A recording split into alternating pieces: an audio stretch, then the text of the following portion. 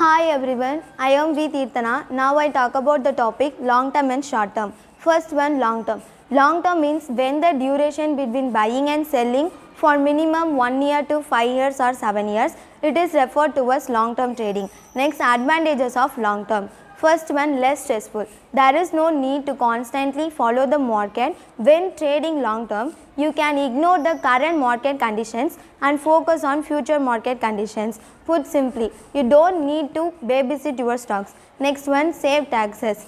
Long term trading also helps you save taxes. Most of short term trading need to pay around 20% of taxes, and various long term trading activities are charged only at 5% to 15% of taxes. Next, disadvantages of long term.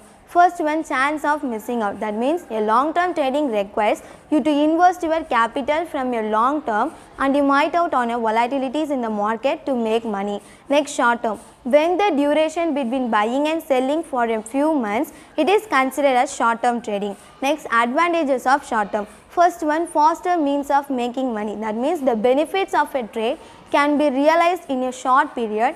Through this method, you can earn profit within a day by investing in intraday trading. Next, disadvantages of short term. First one, market volatile. There are chances that you may lose a significant amount of money while indulging short term trading due to volatilities in the share markets. Thank you.